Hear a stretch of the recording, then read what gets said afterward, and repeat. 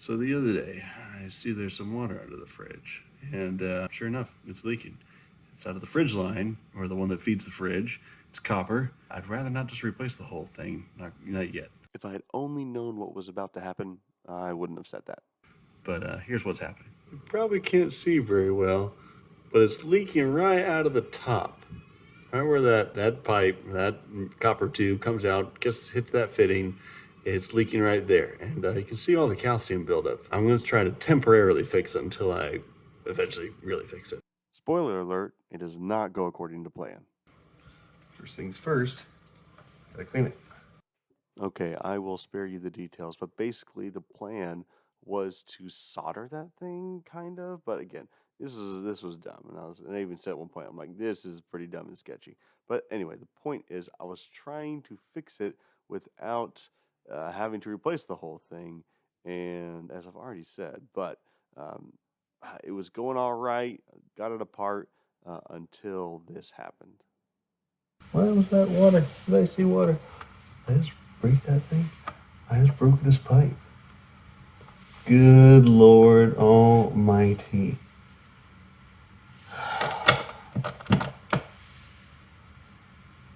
Do do do do do.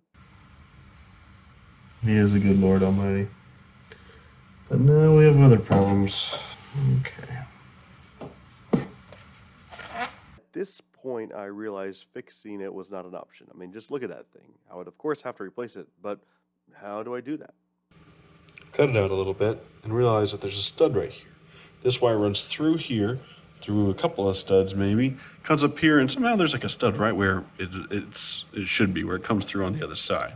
So what I have done is drilled a hole from the other side. Hey, it's not, instead of rerunning, trying to stay in the same line, let's give it a new line.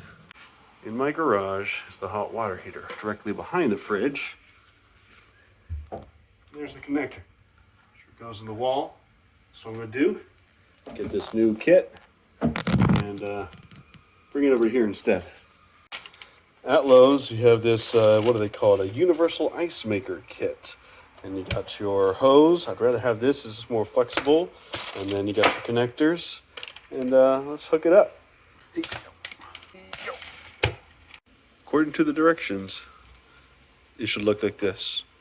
Nothing, plastic sleeve, and the nut. Since this thing is so crooked, it's not going through the walls well. So I'm going to put a drill bit on the end of it. Hopefully that'll help me guide it all the way through. Sorry I couldn't do it. Hold this and feed that through at the same time, but the drill bit worked. Tighten that down. The point is to not have any leaks anymore, you know what I'm saying? Alright, let's see. Next, just pull it through. Before I cut this and everything, I push it all the way through. I want to make sure this thing's gonna hold. So first, let's tighten it down. Moment of truth. Oh, that's gross. Little black thing right there. I already drained it out a little bit and tested it, so now we got water on. Seeing any leak here. No water so far coming out. Let's check around the other end. So far, looks good. I am thirsty, so let's test that out. Whoa, gross. Let's check the back. Still no leaks. We are good. Now I'm just gonna cut this down so that way we don't have 25 feet sitting back here doing nothing but keeping us from going all the way back. So let's trim this up. Cut it down to size. Let's test it. All right, one more time. Let's get that out of the way. Yeah. There. That's fine. Don't see a leak? I don't see a leak. Okay. Let's see the other side. Yes. Not leaking. We've done it.